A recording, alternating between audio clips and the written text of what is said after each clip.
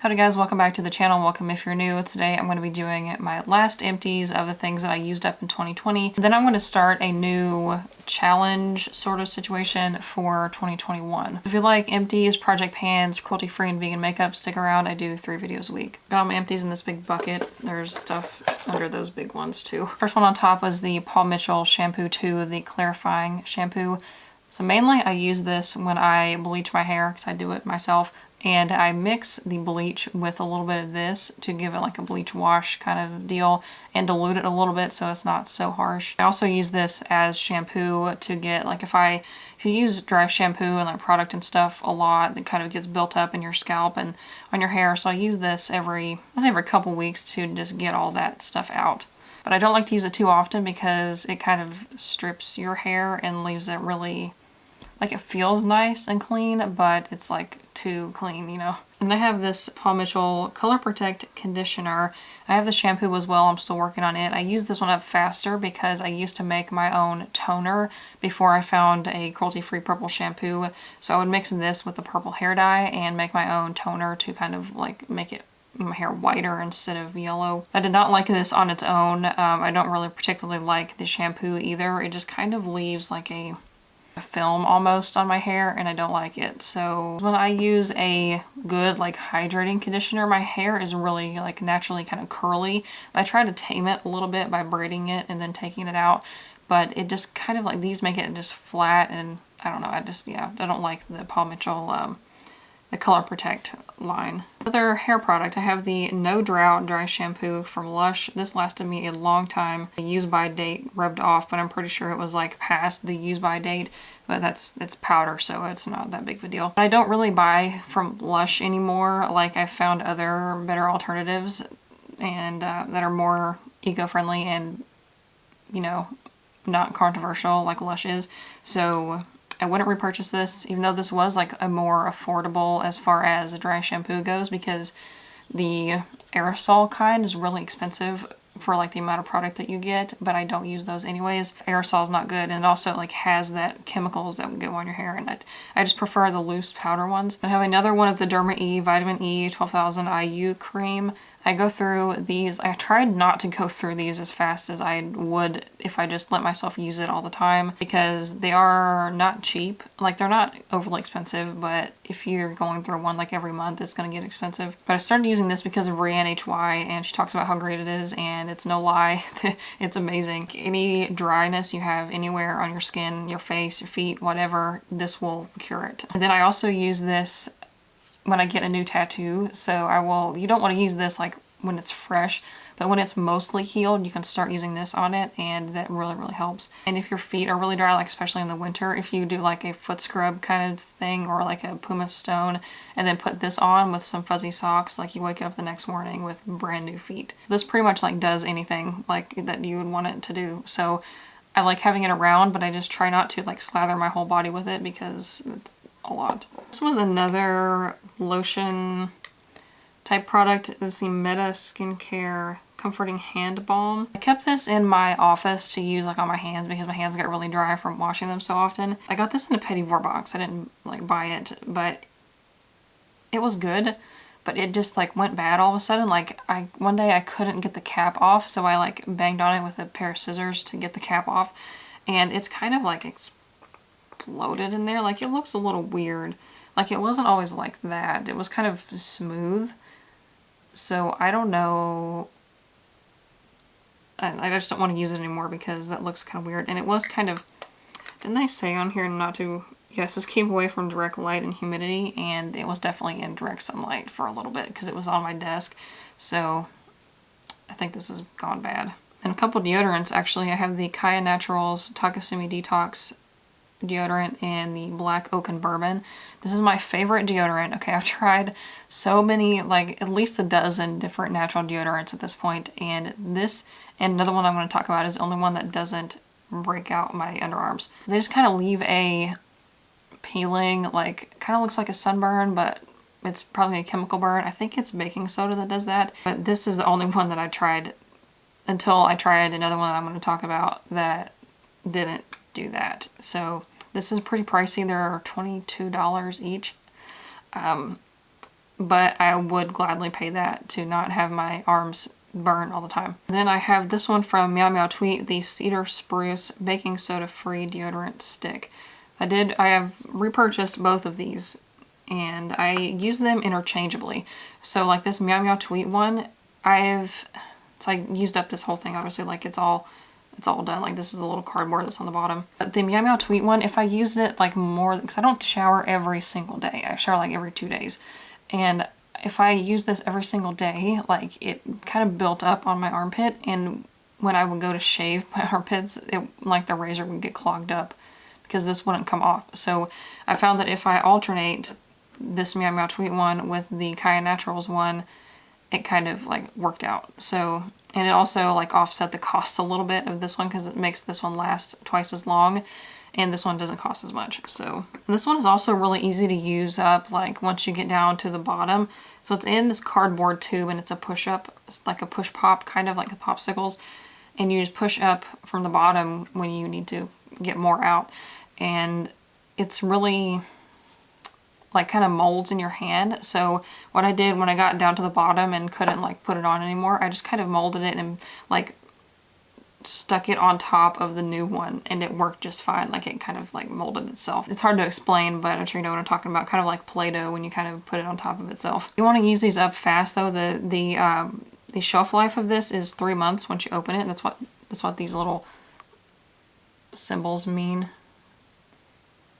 And it dried out quick. Like it was kind of getting dry and crumbling toward the end. So I would use this up quick if you buy it. And they have this in a jar too if you don't want the stick kind. And I think you probably get more value out of the jar, honestly. But I like the stick because I don't want to stick my fingers in it. I took off my nails recently and they look horrible because I had glue-ons. So I put those on soon when I was trying to give them a little break. This one looks a little weird. So I've had this for a while. It was a soap from Lush. And this is all that's left and I couldn't use it anymore. So this was the Shark Fin soap.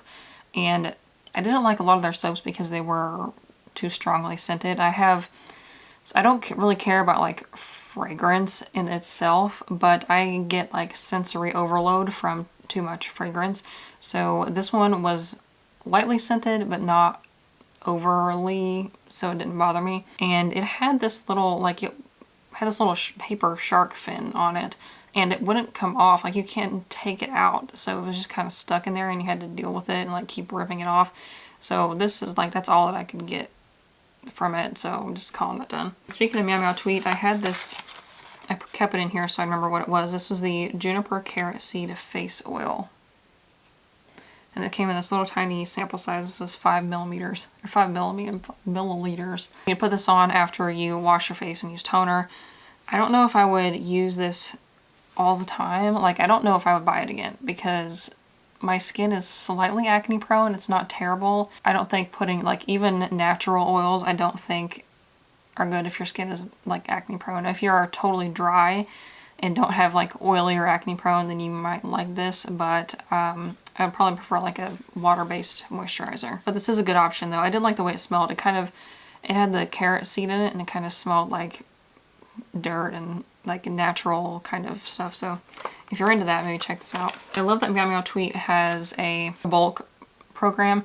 So you, like anything that you get from them, mostly anything, buy it in a bulk size, like in a refill. So I have their cleansing facial oil. So it's kind of like a makeup remover and you can buy a whole big like aluminum bottle of it and refill your small glass bottle. And then you can send the aluminum one back to them to refill. And it's a lot less waste and a lot cheaper than buying like just the small ones. I had a lip balm. This was the Hurrah Mint Lip Balm. I think I have 1 or 2 more of these. I bought a bunch of them. I couldn't really get any more out of it. These were okay. I have been using the Meow Meow Tweet one though. Like I'm using Meow Meow Tweet for everything. But this is in a cardboard tube and it has like 3 or 4 times the amount, how much? 1 ounce in this one. I'm not good at math, but I think this has like 5 times the amount of product in this Meow Meow Tweet one versus like one of these standard lip balms. Because this has, Raw has 4.8 grams, so about 5 grams, and then the Meow Meow Tweet has 28 grams. So that's quite a big difference. And it's in a cardboard, so it's not plastic. So I think I would repurchase those from now on. And the last things in here are toothpaste tablets. So I quit using toothpaste in a tube and get these tablets. So the first ones that I tried was these Toothy Tabs from Lush. So I got this one in Miles of Smiles, and I had another one. I think I got like a sample size of it, and it was the Dirty, I think. They have like dirty scent and there's a lot of different like mint flavor of the Tooth Tabs. I did not really like these. So they were, I think they had baking soda. Yeah. These were with baking soda, and it really foamed up and like to the extreme. Like you had to stand over the sink because it would just foam out of your mouth. I did not like that. It was really salty because of the baking soda. I did not, like I wouldn't buy these again because it was kind of like off-putting, the saltiness. But I get some stuff from Grove Collaborative, which is like a subscription-based service where you can order natural like cleaning supplies and household stuff, and they started carrying like personal care, makeup, and body care and that kind of stuff. And I saw that they had these from the Hello brand because I had been using the Hello brand toothpaste, like traditional toothpaste, and I saw that they made tablets, and I don't have any. I was gonna bring some in here, but I forgot. But they're like small tablets, and they're black like charcoal. And I really like these a lot better than the Lush ones. This is aluminum, and I think the cap is as well. Yeah, so the whole thing is aluminum, so you can recycle this, and there's no plastic. You could even reuse this to put other stuff in. Like it might be good for me to put like sewing pins or something in there. I've already repurchased this. I have one going, and then I have another backup. I just throw one in whenever I order from Grove. I'll have my link to Grove Collaborative in the description box. That's really a convenient thing. Like you can just kind of add stuff to your cart as you need it, and then it ships, like they'll ship your order once a month. And then you can like change it. So, and if there's something like this that you want to put on a subscription or like a regular order, you can order it like monthly or every other month or every 3 months or whatever. It's really convenient. They have a lot of their house brand, like the Grove, like cleaning supplies and stuff. Those are Logical Harmony approved, which is nice. There are a lot of brands on there that are cruelty-free, and a lot of them are on Logical Harmony, but some aren't. So I usually try to stick to the ones that are on Logical Harmony because I trust those the most. They also have like bigger brands like 7th Generation and all that. So that was the empties for this past year. That, well, not the whole year, but the last little bit that I had from 2020. Now I was thinking about what I wanted to do for this year because I spent way too much money in 2020 on makeup and stuff. A couple years ago I did this reverse rouge project or like challenge where you would try to use up $1,000 worth, because that's how, like $1,000 is how much you spend at Sephora to hit VIB rouge. So that was like a big thing back then in like 2016, 2017, whenever that was, to try to hit like rouge, but by using up that amount of product. So I wanted to do something like that again, but I wanted to see how much I spent in 2020 on makeup and stuff, because I decluttered a lot, and the vast majority of the makeup in particular, not necessarily like all beauty products, but the vast majority of the ones that I have now after I decluttered are from this year. And I was like, I wonder how much that I spent, because I didn't really keep track. And I added it up. I went back through my budgeting app to see like what I spent. I need to make a separate category for makeup, but I just put it in my spending, and I went through the transactions. And for like anything beauty related, so like hair stuff, skincare, makeup, I spent $1,596.04. That's a lot, especially for like being newly self-employed and not really making that much money. A lot of that was from the stimulus check and like other stuff. So yeah. Then I wanted to try new brands, like everybody was having sales, and I really didn't realize like how much that I had been spending. So now that I know, I need to scale down quite a bit, and I want to use up more than that amount in like makeup and skincare. So I want to use up $2,000 worth of beauty products in general. A lot of my makeup products are newer, so it's going to take me a while to get through them, but I have a lot of like hair and skincare and that kind of stuff.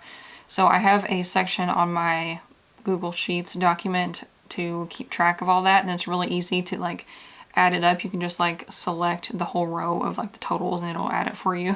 So I don't have to sit there and type it in the calculator. For this, I'm going to count everything that I use up that's even remotely like beauty, skincare, personal care related, like toothpaste and stuff like I mentioned here as well. So with my project pan, I'm only counting non-base makeup stuff. So I am basically any makeup that's not foundation, concealer, powder, setting spray, or mascara, because I go through those a lot anyways. But I will count those toward the empties, just not the project pan. So I had kept track, like I didn't do any tracking at all of like what I spent or anything in 2019, because 2019 was a rough year and I didn't really buy much makeup at all. I didn't really use it much. I wanted to start back in like this year, because last year I just spent whatever. Like I didn't really care because I was stress buying and stress eating, and you know, actually I stress not eat. Like I forget to eat food, or like don't know that I'm hungry if I'm stressed. So anyways, I need to use up as much as I can. So anything that I use up from now on will be counted in that. I'll need to use up over $100 worth every month to be able to hit that goal of 2,000. Probably like $200 a month would be on track. And I think I'll also add in like individual eyeshadow or like palette pans. So for example, I have these, like this e.l.f. contour palette. I have this one almost done, and then I have this one that I'm trying to work on. Like I will divide this up. So I think this palette was like $6. So I'll divide up and, you know, like count shades that way. So I'm not going to wait until I use up a whole palette and count that value, because that'll just take too long. But I am curious to see how this is going to go, because I don't have like a ton of like back stock, or what do you call that, backups of like beauty and makeup things that I would be running through really quick. So yeah, I don't know. We'll see how this goes. If I can get at least the around $1,600, that would be great, but I want to go for 2,000. Let me know if you guys are doing a challenge like this as well, and I'll go check it out. Click up here to watch my most recent video, or click up here to watch my declutter playlist. And give this video a thumbs up and subscribe so you don't miss seeing my face in your subscription box every Tuesday, Thursday, and Saturday. Any videos that I mentioned and my blog and social media will be in the description box below, and I will see you guys in the comments. Bye.